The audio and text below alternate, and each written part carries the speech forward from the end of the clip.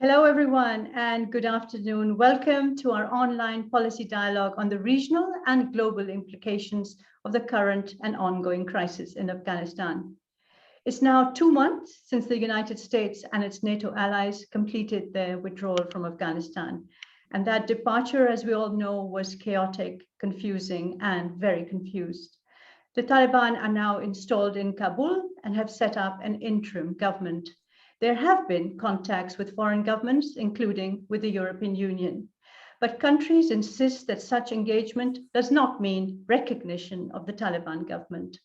Global concerns center around Afghanistan's collapsing economy and the unfolding humanitarian crisis, a point that was highlighted by the recent G20 meeting. The EU has announced a €1 billion aid package for Afghanistan to prevent what they call socio-economic collapse. And the German Chancellor, Angela Merkel, has said the world cannot stand by and watch passively as 40 million people fall into chaos. Despite initial hopes, the Taliban are cracking down on women's rights. So in our panel today, we will deal with these and other questions, including the increased geopolitical competition for influence in Kabul that has followed the fallout, the withdrawal of the US and its NATO allies. And also there's a fallout from this US withdrawal on transatlantic relations. So we're delighted to welcome His Excellency Dilyor Khakimov. He's Ambassador of Uzbekistan to the Benelux countries and missions to the EU and NATO. He's formerly Deputy Minister of Foreign Affairs of Uzbekistan. Ambassador, welcome. We also have with us, joining us from Bonn, Magdalena Kirchner. She's Country Director of Afghanistan for the Friedrich Ebert Foundation. Thanks, Magdalena, for joining this online discussion. Petras is member of the European Parliament, Renew Europe Group, and chair of the Delegation for Relations with Afghanistan. Petras, welcome to this online discussion. And last but not least, Michael Kugelman, Asia Program Director and Senior Associate for South Asia at the Woodrow Wilson Center. I'm Shada Islam, I'm Senior Advisor at the European Policy Center, and I'm moderating this conversation. So the rules of engagement, as always, are very simple. I will ask the panelists a couple of questions. We'll have a conversation among ourselves, and then I'll open the floor to questions from yourselves or the participants. I have just one plea. You will have to write your questions in the Q&A box, but please keep those questions short and to the point so I can read them without spending too much time on that. So thank you very much indeed, everyone, again for joining us. Ambassador, I'm going to kick off with you because the fallout has global implications, but also very serious regional implications. And I was wondering to what extent the Central Asian republics, your country, and also your neighbors in South Asia are reacting to what has happened. What are your concerns and what are your challenges? Thank you. Thank you, everybody. Good afternoon. And thank you, dear Shada Islam, for your question. Indeed, situation in Uzbekistan was in the focus of our foreign policy for many years, if not to say decades. And as you know, Uzbekistan was always been in favor of having the peaceful solution to all issues, especially to the conflict within Afghanistan. As you rightly mentioned, the situation was troubling neighboring countries, the region. Afghanistan is South Asia. We are living in Central Asia. Nevertheless, for the last years, under the leadership of the President Shavkat Mirziyoyev, we considered that Afghanistan is rather the part of our regional cooperation, especially on economic and infrastructural ideas and projects. We have constantly repeated and stated that there is no military solution to the Afghan problem. And throughout the number of meetings that our president is holding these days with international partners, but also within the electoral cycle before the elections on October 24th this year, within the speech to his audience, local audience, the Uzbeks, the public, he is saying that indeed we always were foreseeing that situation in Afghanistan was not only the challenge, but the potential troubles. So we need, and we have constantly stated that there is no military solution to Afghan problem. The view is shared today by many in the international community that withdrawal of the international coalition troops from Afghanistan showed the correctness of our approach. Afghanistan should be engaged. If you allow me, I will point out the basically policy base of Uzbekistan's engagement with Afghanistan and our views on what could be done with the participation of Afghanistan and the international community. So Afghanistan, in the view of Uzbekistan, and that was very clearly mentioned by our president and also Minister of Foreign Affairs, should no longer pose a threat to the countries of the region. We are speaking about the Central Asia and the international community as a whole. In our common interest to prevent Afghanistan from turning it into a pariah country or pariah state, and to repeat the scenario of the late 90s. Along with the new challenges, we also see new opportunities that have appeared for us. The reality in Afghanistan today is completely different. The Taliban has come to power and interim government has been formed. Our foreign minister was the highest foreign dignitary official to travel and to meet the leadership of Taliban recently, October 7th, I believe. We think it is necessary to establish and conduct a constructive and mutually acceptable dialogue with Taliban and interim government. To this end, it is important also to achieve a consolidated and unified approach toward the new Afghan authorities, and as well as to get to them to keep their promises and commitments on very important issues. First one is establishment of a government that based on broad representation, the commitments to fight against the international terrorism and drug trafficking, preventing the presence of various terrorist groups on Afghan territory and soil, and ending all the contracts with them, supporting good neighborly relations with the countries of our region, without exceptions, ensuring respect for fundamental human rights, freedoms, including the rights of women and national minorities. And if you will look through those requests of Uzbek side, you should also mention that they fully aligned with the EU policies towards current Afghan authorities, I would say. We believe also that Afghanistan will long remain an important factor of regional security. It really depends on how the neighbors and the international community will use this challenge or opportunity. The unstable situation in this country poses a threat of the penetration of radicalism ideas into the region and strengthening of the positions of various terrorist groups, in particular in border areas of the neighboring countries. And we believe that it is important to step up cooperation at the level of relevant services of regional countries to exchange operational information on the actual situation in the country. We also proceed from the understanding that today there are no firm guarantee that the country will not once again face a new civil war and humanitarian crisis, and especially the humanitarian crisis in the view of the forthcoming winter season, it's a real challenge. And if you were, and our colleagues were monitoring the international media, Uzbekistan up to this one of the biggest humanitarian aid provider. We already supplied 1,300 tons of humanitarian aid on the instructions of the President Shavkat Mirziyoyev. Yesterday, the Kazakh supplies were transited through the railway system of Uzbekistan to Afghanistan. The priority for us should remain more active involvement of Afghanistan in the regional integration processes of economic nature. I already mentioned that July this year, 15th, 16th, we had, Tashkent was hosting a big international conference on the connectivity on Central and South Asia. And there was quite a prominent representation from EU side. A delegation was led by HRVP Borrell. A number of other officials were also participating in that event, and Prime Minister of Pakistan was participating. Then the President Ashraf Ghani also was present at the event.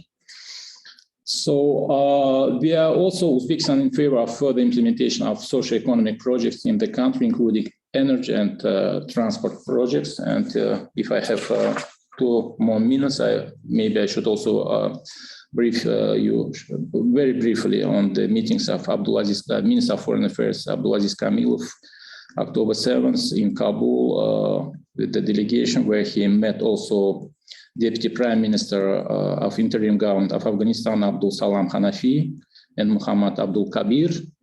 There were other Taliban government officials, Amir Khan Mutaki, the foreign minister, some other dignitaries.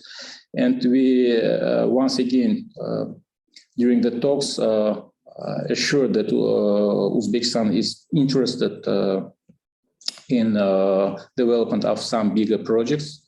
One of them is our plans to build the Suhan-Puli-Humri power transmission line to Afghanistan, which is, when they're completed, would boost Uzbekistan electricity supplies for Afghanistan by 70%.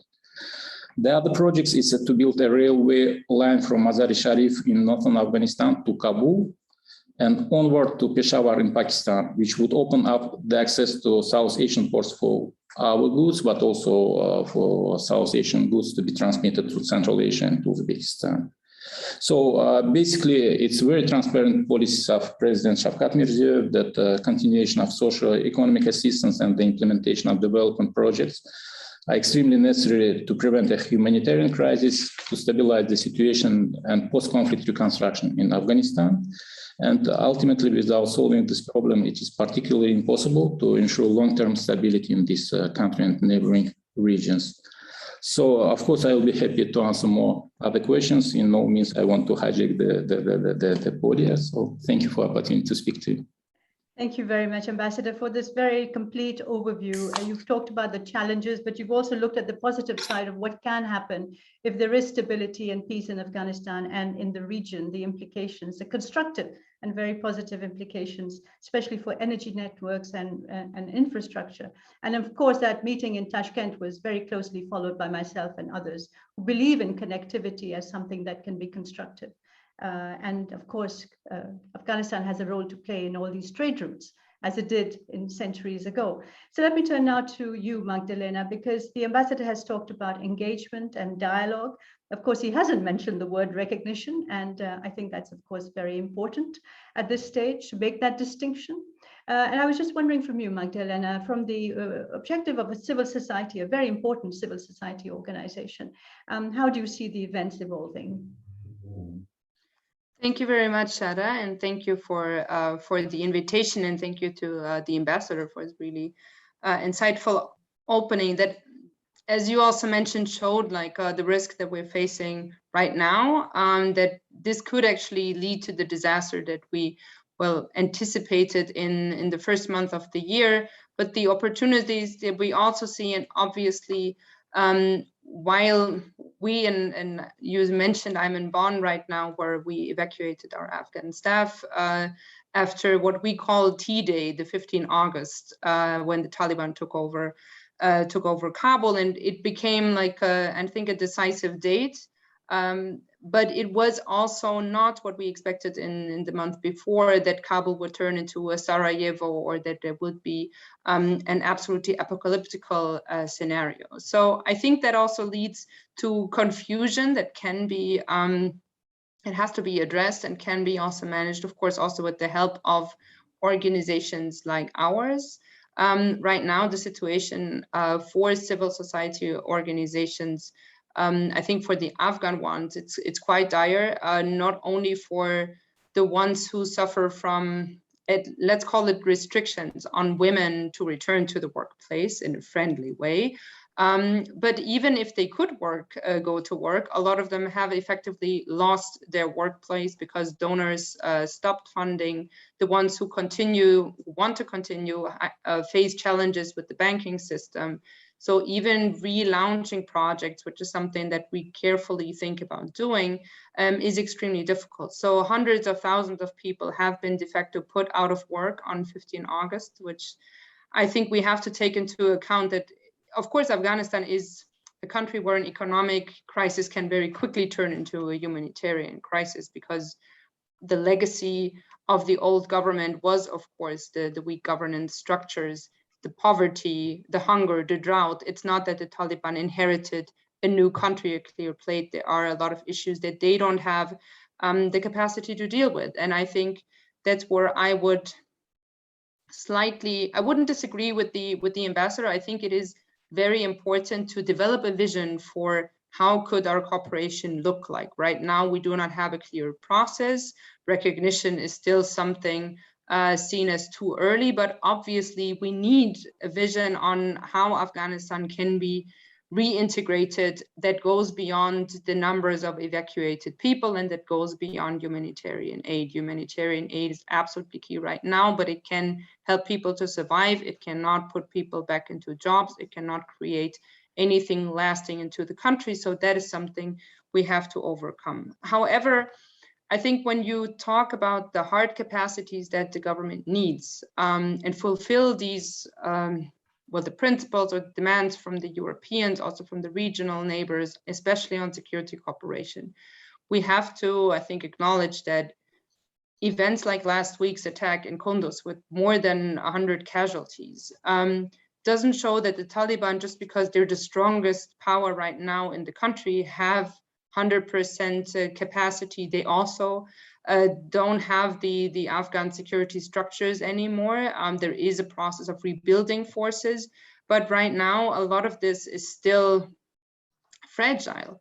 There is still the risk of radicalization in the country. So this is something that you shouldn't ignore just because the Taliban have the strongest muscle now. And I think maybe to conclude like my intervention, I think this is why we need like a clear political process towards recognition. The EU has already started together with regional countries to list at least a few conditions that would be important for the for recognition, for continuing development cooperation. But obviously right now there is no clear process for the Taliban themselves when this caretaker government will become a real government. How do they plan to actually gain legitimacy apart from having the guns and having the power and maybe in the future the money? And accountability to the government is nothing that Afghans right now have in their hands. I mean, you, Shada, focus on women. That's what you said. Like women protesters do not even have any space to complain anymore in the country. And I would not recommend Afghanistan's international partners, albeit it might be important to come to the table, to ignore the factor that there needs to be accountability by the Afghan people. The Taliban government cannot be a service machine for internationals. It also has to create a system of accountability for its people. Otherwise, the fate of this government will be certainly the one of the past. Thank you. Thank you very much, Magdalena, also for those sobering words. I think very important. You've talked about the difficulty of relaunching projects and also made the point that Taliban did not inherit a government that was perfect either. There were enormous weaknesses in the governance structures, and the threat of radicalization and the fact that the Taliban do not have 100% capacity to control what is happening. So the threat of civil war that the ambassador referred to in his intervention is still very much out there, and the need for accountability back home and not just to the international, closely watching international community. Very important points. Brings me to you, Petras, also from the EU point. I mean, there have been discussions, engagement has taken place, humanitarian plus aid, as they call it, has been given, but there is no recognition. And without that, of course, we cannot really proceed to provide the kind of assistance, the comprehensive assistance that is perhaps needed. So as head of the parliamentary delegation to Afghanistan, let's hear your views.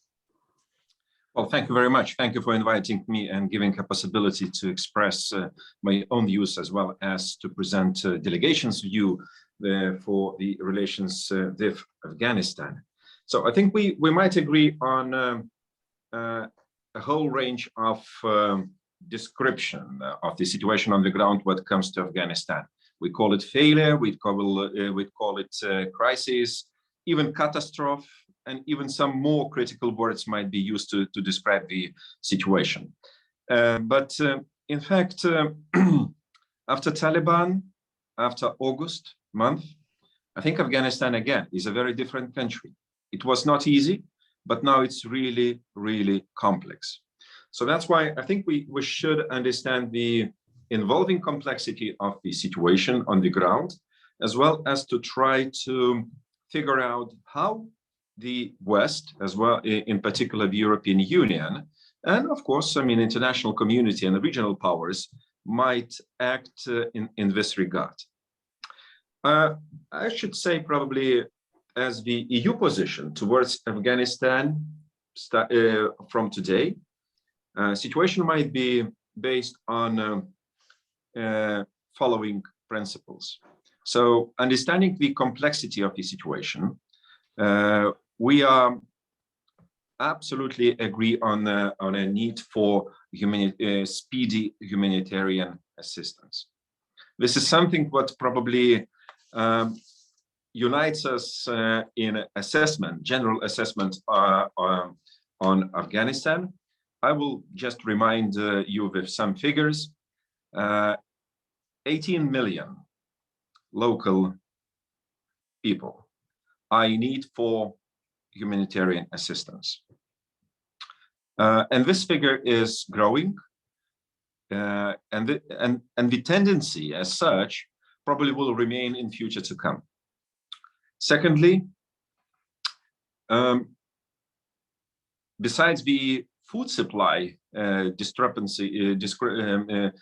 disruptions, as well as a huge shortage of food in Afghanistan, we're facing with the healthcare crisis. Nobody can present us with the more or less precise figures on the COVID situation, because the public healthcare service probably does not operate as it should. No testing, no monitoring in this regard. And this is a kind of probably the next wave of crisis, which we can't foresee its magnitude and impact, but it is on the ground. So humanitarian assistance. The European Union mobilized additionally 300 million euros, apart from the taking part in the pledge conference in Geneva. And this is very needed. I mean, I think we should be not short of goodwill and readiness. I mean, to come up with as much as needed. How the humanitarian assistance might be provided, because we have very few people on the ground, if any. It's mainly through the UN services and UN system, as well as using remaining NGOs on the ground, which been very well established, well supported for decades. They have a good capacity, so that's why it's important to give a clear message to Taliban, which is very much interested to sustain the situation as stable as possible. It's not just our interest to assist Afghans, but it's for Taliban. If people will face famine, more crisis situation, might be rising social tensions, which are not really needed for Taliban. So we have to see it both sides of the coin at the same time. Second principle of our engagement in Afghanistan, it's really preservation of achievements. And we made it clear and sound, I mean, from very start. So the European Union and the West invested billions of euros and dollars over the decades. And in fact, we have to be very frank. Afghanistan before August was a very different country from 2001, with quite a vibrant civil society, women politicians, human rights, as well as women's rights in place. So that's why we have to do as much as possible to speak a very frank language to any government in Afghanistan, Taliban-led or broad coalition, which is not yet a case, to convey this message as our major principle, preservation of achievements. On Taliban, I think the formula for the time of being is it's quite good. we call it a technical engagement. I wouldn't go forward in recognition of Taliban, not at all. I don't believe Taliban might be different from Taliban in August. It's still a terrorist organization. So we know who is the Minister of Interior. We know his former, stories and crimes he committed. So I don't think, we should speed up any process of recognition. And for me personally, it's a red line. So technically speaking, yes, but nothing more in order to recognize Taliban, especially in the shape of the government we have now in Kabul. And finally, engagement and cooperation with regional countries. It's very important. So I appreciate this discussion, having invited regional representatives as well. And, my very short message in this regard is, indeed, withdrawal from Afghanistan, it's a bad news for the European Union and NATO, but it's even worse news for regional countries. So with no NATO troops, no containment capacity of Taliban, we might ask the question, what Taliban is going to do regionally? Will it expand ideologically? I think they have a big interest in this regard. So those countries much weaker, especially in Central Asia, might be a very first target of them. So we have to see this happening. Well, Russia has own interest, mainly geopolitical interest in Afghanistan. China, right? Economic and expansion of influence. So Afghanistan, once again, will become a market of engagement of many regional players. But of course, for the European Union and the West, it would be a big mistake to disengage regionally and to abandon the situation. I don't believe it will happen. So that's why having those principles for the time of being, I think we are still very busy. And first of all, with the providing humanitarian assistance, because from the security crisis situation, so we come to the humanitarian crisis, which might lead to migration crisis. And then the impact regionally and globally will be much bigger. Thank you. Thank you very much, Petras. I will ask you a bit about the refugee crisis in the second round, but thank you very much for making the point. You're absolutely right. Afghanistan has been a major beneficiary of EU assistance. I think it's the country that's received the largest amount of aid in recent times. You've talked about the need to preserve the achievements. I think most people will agree with you that that's important, and technical engagement, but no recognition. Saying very clearly that that's a red line, because Taliban is still, as you point out, a terrorist organization. And of course, the implications for the region, I think Ambassador Petras is absolutely right. There is a concern among many countries that the ideological expansion of Taliban ideas will, if you like, infect other countries in that region. I think this is important also when we talk about the geopolitical chessboard that's once again opened up, if you like, in Afghanistan. Michael, you've been listening patiently and you've heard all our concerns as Europeans, watching events and very actively engaged in trying to improve some of the more important crises, the more critical crises emerging. What is the view in Washington? And of course, the withdrawal of US troops and NATO troops was done in a very hasty fashion. There was very little consultation with the EU, and that has been a source of, let's say, concern and unease in transatlantic relations. So let's hear your views now, Michael. Screen is yours. Well, thank you very much. And thank you to the European Policy Center for hosting me. This is such an important topic and a very distinguished panel. So thanks for including me.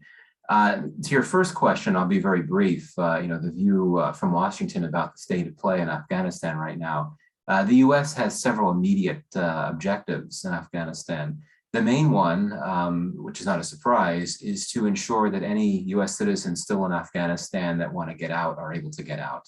And beyond that, the other main priority is indeed focusing on the humanitarian crisis and figuring out how it can work to participate in efforts to deliver humanitarian supplies to Afghanistan in ways that do not involve going through the Taliban government, which of course is a very difficult thing to do. But those are the basic concerns. The terrorism issue certainly is a big worry as well, though I would argue that the previous two things I mentioned are the immediate term priority right now. The US continues to work on crafting this so-called over-the-horizon counterterrorism capacity, which essentially entails being able to monitor the movement, surveilling terrorist threats in Afghanistan, and if necessary, carrying out kinetic activities, airstrikes against terrorist targets from outside of Afghanistan. And I think we all know just from reading the press that there have been some discussions with countries neighboring Afghanistan about the possibility of providing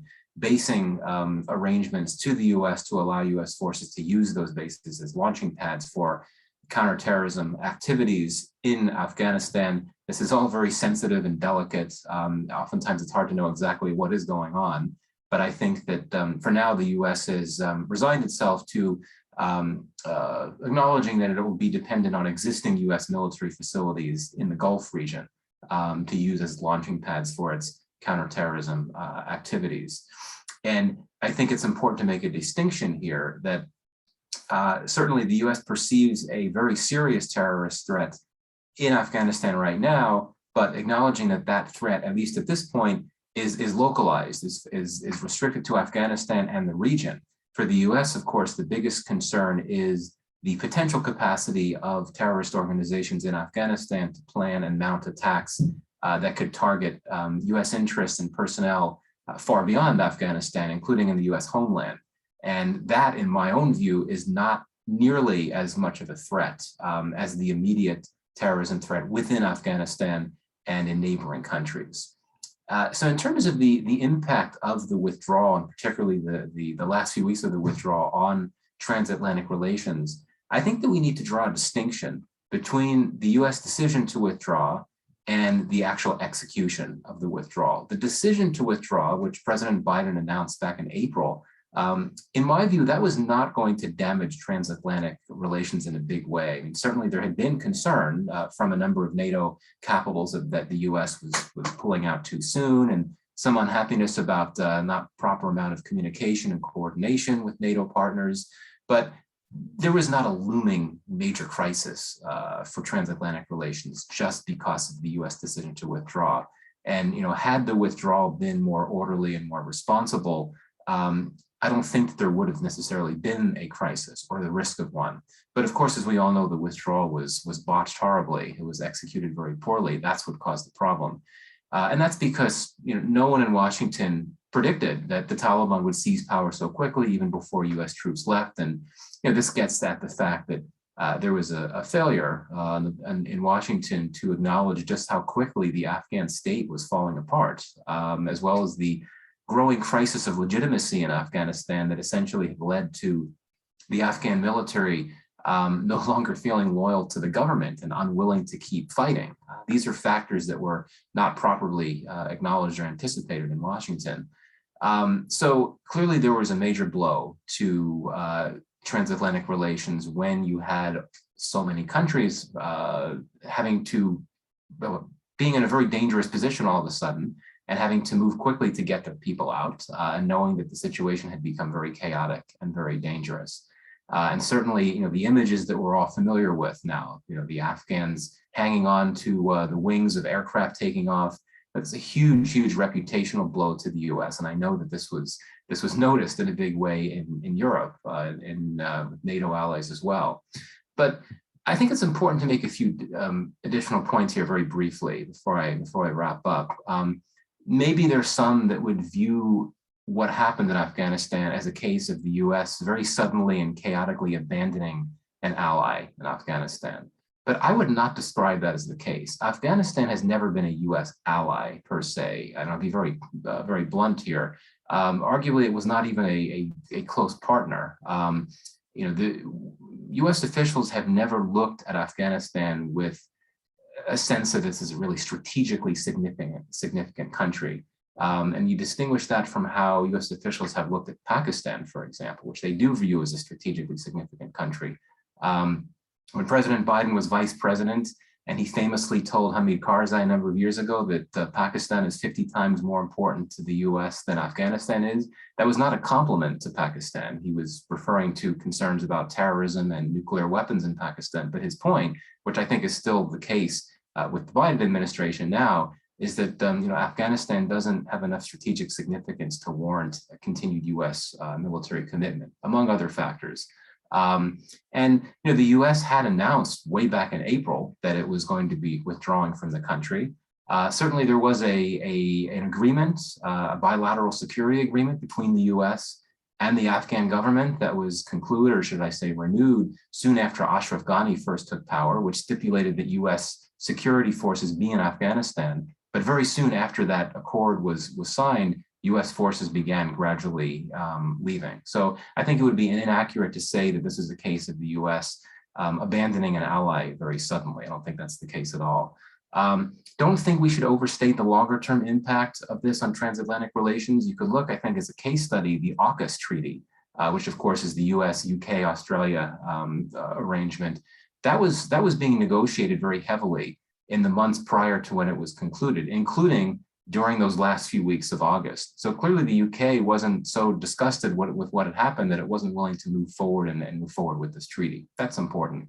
Final point, I do think that the humanitarian crisis, as terrible as it is, it does offer an opportunity for bringing back cooperation between the US and its transatlantic partners. I think that we all see eye to eye on this issue, on the need to provide humanitarian assistance, even without recognizing the Taliban government. And I do think that, broadly speaking, there's a convergence in views in Washington and in key NATO capitals about the way forward in terms of we should not be recognizing the Taliban. We should be delivering humanitarian assistance as soon as we can, working with the UN, private charitable groups, and so on. The US and its transatlantic partners have similar concerns about rights and inclusivity and all of that. So I think that to the extent that the US continues to be engaged on Afghanistan, and that's a big question, I do think there is potential for restoring, strengthening cooperation, goodwill through joint efforts to work on issues in Afghanistan. Thank you very much, Michael. Thank you for being so honest and frank as well. Thank you, everyone, for being very open and insightful about how you see the situation, the complexities evolving. Interesting, you've said that the US never thought of Afghanistan as an ally or a strategic partner, strategically significant. There's already a question in the question box from, let me just look up the name, from Rashad Jalali. He's from the European Council on Refugees and Exiles. And he says he's shocked. Then what was Afghanistan to the US, if not ally or partner? But we'll come to that in a second. Thank you very much also for saying that you think there will be no long-term impact, and mentioning AUKUS, this trilateral security alliance, where I think Britain is, of course, part of it, but France is pretty miffed. So I think that is going to be very, very significant in transatlantic relations. And humanitarian cooperation, tragic as it is, perhaps needed, could lead to some kind of working together again in Afghanistan. So very insightful, very frank.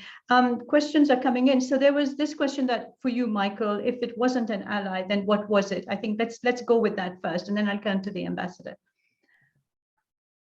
Yeah, maybe I should qualify that. It was not a close ally. It was not a country that the US was committed to being present in for a very long time. Certainly it was a partner, but I think we've seen over the course of the last decade or so that the US relationship with Afghanistan has oftentimes been a struggle. And particularly in the Karzai era, particularly the latter part of the Karzai era and the latter part of the Ghani era toward the end. And I think that's quite clear. But again, this gets to issues of how serious was the US about wanting to remain in Afghanistan militarily. And the last two presidents, the last three presidents, the last two presidents, Trump and Obama, and now Biden as well, they wanted to get out of Afghanistan. And I think if there's not that long-term interest in remaining present militarily in the country, that suggests that the U.S. does not view Afghanistan as an ally, as a military ally per se. Certainly, the U.S. wants to remain a partner, but not on the level that one would describe as its treaty allies in Asia or in Europe. So I would make that distinction. Thank you very much. And as you said, also, the U.S. is less concerned about terrorism emanating from Afghanistan as a threat to the mainland, to the homeland, as it were. It's more of a regional and localized problem, as you said. Which brings me to you, Ambassador. The question really is, we've talked about regional leadership and regional powers getting together and working together to try and stabilize the situation, engage with Taliban, depending on certain conditions. But there is a lot of regional rivalry as well, isn't there? I mean, these regional powers are not, let's say, consistent in their engagement with Afghanistan. They have different kinds of relations with Afghanistan. Some see themselves as really the sort of, really game changers in Afghanistan, most important, and others are less so. So I was just wondering, how do you bring this rather disparate group of countries together to work out a consistent and coherent, coordinated action, as you said, that is needed for Afghanistan? So before answering the question, potentially, Shada, can you give more clearance what you mean the regional powers? In our context, region is Central Asia. Yes. So, Ambassador, for instance, in Tashkent, you had countries from South Asia, you had countries from outside. I mean, there is obviously within the region with neighbors and not so near neighbors, they all have a very important role to play, and they have influence and they have clout with the Taliban and in Afghanistan. So how will you bring together all these different countries with very different views together? Is that a challenge that you think you can manage? Thanks for question. It's quite a difficult question, to say honestly, and I will try to be as transparent and as much simple as I could. In view of Uzbekistan in Central Asia, there is a balanced system of mechanisms for dialogue between the different countries and regional players, as you know, and major partners as well. So we have the Central Asia, and President Mirziyoyev, for example, I guess it was second year of his presidency, proposed to have informal meetings of the leaders of the Central Asia. It's the second one recently taken place in Avazai in Turkmenistan, the first one taken place in Kazakhstan. So there is the instrument and mechanism, informal consultations of the leaders of Central Asia. But there are also some other platforms, like when Central Asia is talking to the major partners.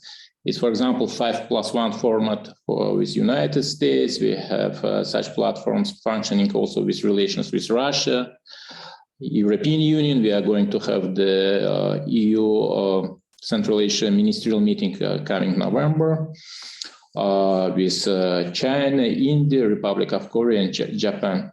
In addition to the region, we have also some other instruments and mechanisms like CIS, Commonwealth of Independent States, and maybe more relevant to Afghan matter is Shanghai Cooperation Organization. As you know, Afghanistan is being one of the observers, if I'm not mistaken. Some other major countries, including Iran, India, China, Pakistan also being part of those mechanisms and dialogues.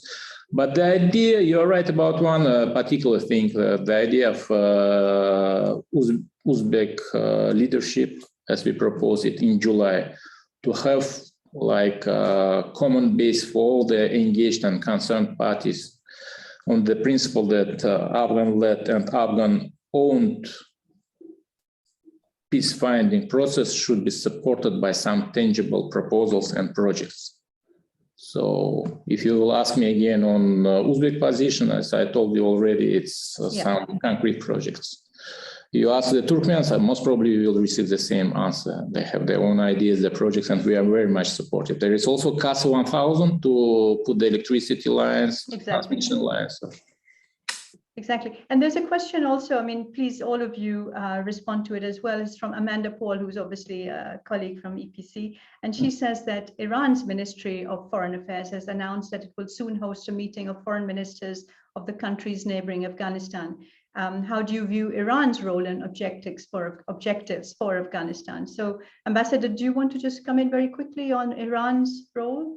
Important also, I would imagine. Right. Yes, absolutely. And my understanding that all the neighbors, whoever they are, who are proposing some ideas and exchanges, most probably they will be supported by European Union, some other, as you said, outer powers to find the ways. Thank you. Petras, can I ask you the same question as a politician viewing this geopolitical chessboard, that's opening up, and of course the ambassadors indicated how the regional powers are really, I think, trying hard, despite the differences, to come together with a coordinated position and a clear message, I think, really for the Taliban in terms of the conditions of engagement, if you like. How do you see this? How do you see the EU working with this changed environment, as it were? Well, exactly.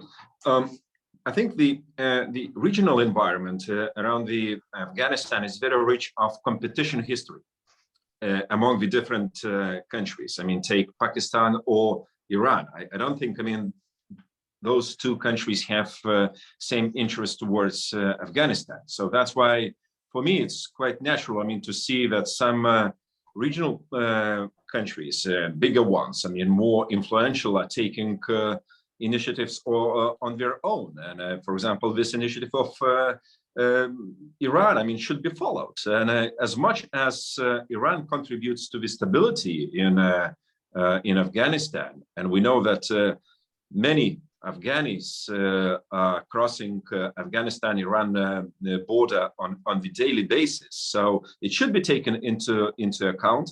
How much of the cooperation might be between EU and what kind of assistance through the UN we might provide to Iran, it remains to be seen. But, frankly speaking, I expect no less of regional competition towards Afghanistan after August. Right. If I could turn to you, Magdalena, and Michael as well. On the role of the regions, I think, Michael, if I could just ask you, Petras has talked about Iran, but Pakistan is an important strategic partner, as you said yourself, and not possibly for positive reasons, but definitely for the role it has and the power and influence it has over the Taliban. But Washington, in its recent declarations, has sort of rejected any kind of cooperation or consultation with Pakistan, if I'm not mistaken, basically send some very dismissive messages to Islamabad. Yeah, that's correct. And just because the US views Pakistan as a strategically significant country does not mean that it wants to pursue a strategic partnership, which it does not. That's quite clear. And indeed, the US relationship with Pakistan is at a bit of an inflection point right now, just because for so long, US officials have looked at that relationship through the lens of Afghanistan. And now with the withdrawal, it's a bit uncertain as to what if there'll be a new anchor or base for the relationship. Though I would argue that at least for the immediate term, Afghanistan will continue to be the key lens through which US officials look at the relationship with Pakistan. I think that US officials will continue to as we've seen this movie before, US officials will continue to lean on Pakistan to press the Taliban to do certain things, such as be more moderate when it comes to the issue of inclusivity and rights. It's not going to work, quite frankly. And I do think that the US has not given up on exploring potential new forms of counterterrorism cooperation with Pakistan and Afghanistan, particularly in terms of new intelligence sharing agreements, perhaps, or ensuring that Pakistan will continue to provide overflight rights to the United States in order to carry out flights into Afghanistan for counterterrorism activities. But certainly, that's a relationship that will receive. Just one quick point on the issue of regional dynamics. There have been some observers that had suggested that the US withdrawal would prompt US rivals, and many of America's top rivals and competitors are in the region. This theory that they would rush into Afghanistan pell-mell to follow up the US departure and fill that vacuum, I think that's inaccurate. I think we've seen that these countries, Iran, Russia, China, Pakistan as well, they will be cautious. I think that for them, they're going to want to take a wait and watch tactic in the near term and watch the security situation, see the degree to which the Taliban is able to stabilize the country. The Taliban may have ended the war, but we know there's so many other security threats in the country. And only when these countries get assurances on security, only then will they be willing to move in, including China, which we hear it wants to move in and start investing. But I think it will be cautious for the immediate term. Thank you very much, Magdalena. Let's hear your views on the regional complications and very complicated situation there at the moment. Yeah, I mean, I would obviously also second what Michael said, that we don't see the immediate competition yet. I would say because most of the neighbors are quite busy with short-term challenges. And as I said before, the capacity of the Afghan state was a problem before and is a problem now. So we've seen like testing the waters with the border management. So for instance, now Taliban makes sure that nobody goes close to an embassy that doesn't have a visa or doesn't have the right to enter. There is obviously arrangements between neighbor states and Taliban regarding border security and passage of people. So this is a test case, but this is something that is very immediate, very specific. Especially after last year's Doha agreement, we conducted a number of studies and series and discussions trying to find out how the neighboring state would react to a withdrawal. Some of the participants are also with us, and it was quite interesting to see that there was a lot of hedging. I think the Iranian policy is quite among the most interesting because you actually see a shift. They accepted a power that they fought in the 90s as their neighbor, as a reality, but they actively reached out. I think the Indians were the only ones who were a bit hesitant, but they went far out of their way because maybe quicker than the Western countries who also reached out to the Taliban. I think they were trying to prepare for every scenario. Now, I think we'll see how much these pre-conversations are worth. I think the Taliban seem to value these agreements, but I think to actually develop a strategic vision and meaning it only to benefit from the US withdrawal, I see that maybe in Russia, who actually plays a political game.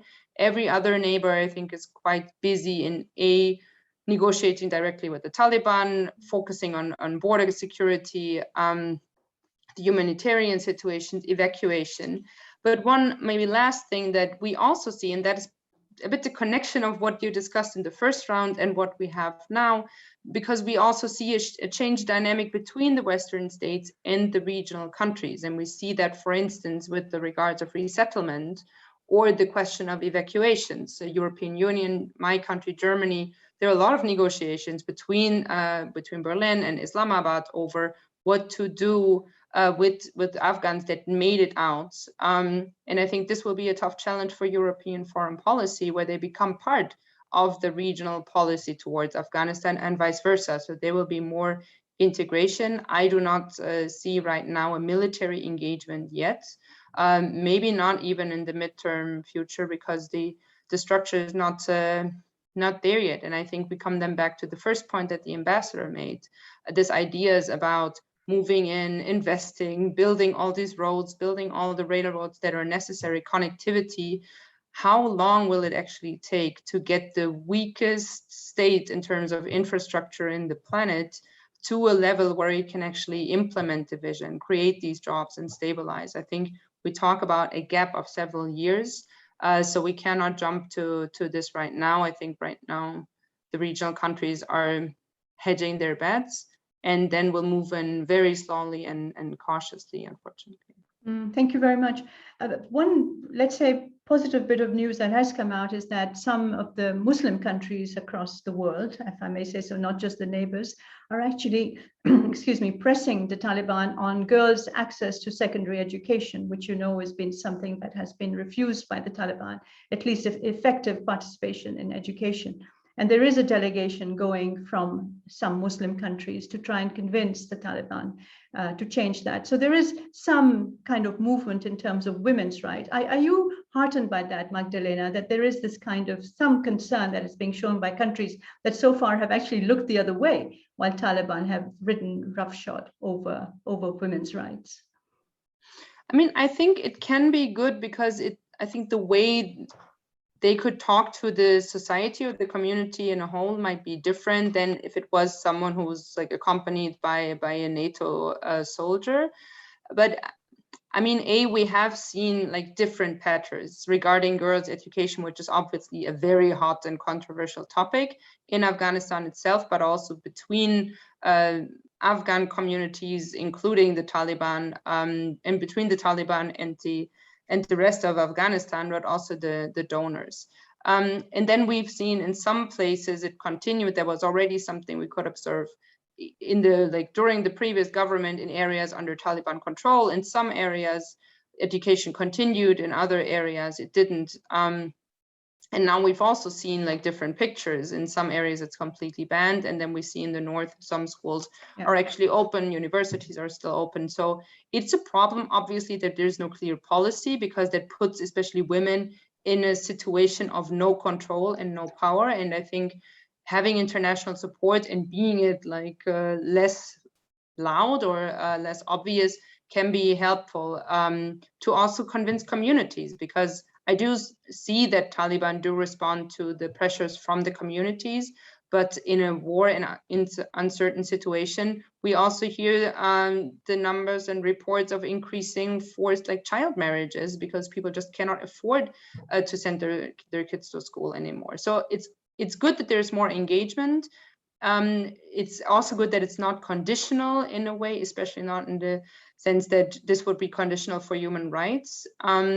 But I think this is something that can only be like a very gradual process. But the Taliban, they have to be put into the role of the government that needs a policy for education, and that's, I think, not negotiable.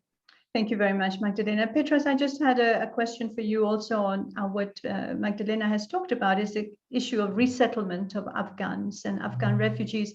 It was rather quite, I would say, alarming that while this was happening in Kabul, many of our politicians here in Europe were actually talking more about the so-called crisis of refugees' arrival in Europe rather than what was really happening on the ground. I mean, we haven't seen a massive exodus of Afghans coming to Europe. Many have gone to Iran, Afghanistan, Pakistan, Uzbekistan, etc. So it's more in the neighborhood. Some have come here. How do you see the situation of this sort of obsession, fixation that Europe has about refugees? Well, thank you. Let me to be back, to the question, you asked Magdalena before, and to make a very short comment in this regard. I would very much appreciate, Muslim countries' kind of sense of ownership towards the developments in Afghanistan. And for example, I really appreciate, comments made by Qataris and Pakistanis towards the girls' education in Afghanistan. This is a very powerful voice. Hopefully it might be effective, because it might be differently understood, to compare with the Western comments and conditionalities which come from a close neighborhood. On this resettlement and migration, well, I'm less optimistic, and I'm more probably realistic in this regard. Remains to be seen. I think we are now in a stage of this humanitarian crisis, which will be really, really something in Afghanistan. Unfortunately, Afghan people are somehow used, to uneasy social economic situation, but things which are developing now in Afghanistan, it's something different. So we hear reports about 20 to 30% of GDP decrease because of the today's situation. What does it mean? To cut income by 1/3 to any country's people would be a very disastrous. So if you cut from people who have very little, so it's a catastrophe. So that's why I don't want to invite a problem, but so we have to observe the situation very carefully and not to reject any possibility of mass migration. Of course, they will cross through the regional countries first, but this resettlement call from EU is a very serious one, and I think the European Union should be ready to accommodate a big amount of refugees. Thank you very much, Petra. So if I could just turn to Michael and then to Ambassador for your final words. We have actually no time left, but a quick response. Michael, how you see the situation, and Ambassador also. Thank you. Michael? Yeah, very briefly, I think that we should not overstate the ability of the Taliban to maintain control. I think this is going to be a really big issue to watch. It's going to have a lot of trouble consolidating power, and that could have major security implications. You know, it's dealing with really complex policy challenges, an economic crisis, a humanitarian crisis. It doesn't have the experience to deal with those crises. The ISIS threat, the threat of terrorism. And I think that to the extent that those attacks continue, that's going to undercut this Taliban message that it's tried to deliver to the Afghan people, that it's restored stability and security by ending the war. And so I think we cannot rule out the possibility, not in the immediate term, but down the road, that you could see the formation of a new armed resistance. And we unfortunately cannot rule out down the road the possibility of new conflict, new civil war. And I think that given that we're already very concerned about security implications, stability implications, I think we need to think of those issues as well. The Taliban struggle, not just to obtain external legitimacy, but also internal legitimacy, which is even more important and will be very difficult for the Taliban to do, I think. Thank you very much. Ambassador? Thank you once again. Yes, maybe final words. There was some discussion about the access of the girls to the education, and it should be not also underestimate. And our Minister of Foreign Affairs during the talks with the Taliban leadership raised the question of the rights of national minorities, in particular of Uzbek rights and educational rights. And we also received the response and assurances that in northern provinces, Uzbek language will be continued and preserved as educational tool in the schooling system. And on my final words, maybe I should also remind and maybe inform, if you are not aware yet, we also, Uzbekistan called, and President himself, President Mirziyoyev, called to unfreeze the Afghanistan's international assets and lifting the sanctions. I mean, we can continue to discuss a lot of different options, but the winter is coming, and we know that there are 35 million of ordinary Afghans who are just surviving. According to the UNHCR estimates, if I'm not mistaken, 1 million kids are facing the starvation this coming months. So this is the only direct way to prevent a food crisis and to restore national economy. And it's important, really important, to continue to provide the necessary humanitarian assistance to the country, and Uzbekistan is going to do so. There was also some mentioning, I don't remember who told, maybe Magdalena, it was in her wording, that there is no strategy, and Uzbekistan is also calling on principal position regarding the importance of developing of post-conflict strategy for Afghanistan. Again, we can discuss a lot that Taliban in power, not in power, but the reality is reality. We would like to recognize or not to recognize Taliban, but the power in their hands, and one way or another, the EU, all the actors are engaged due to the above mentioned reasons on certain level with this government. So that's my final words, and of course, appreciation to all the audience, Shada Islam and EPC. Thank you. Thank you very much, Ambassador. Thank you, Petras, Magdalena, and Michael as well. I think the one overarching message, all of you have been very frank, open, and very insightful, given us really insights into what is happening there from your points of view.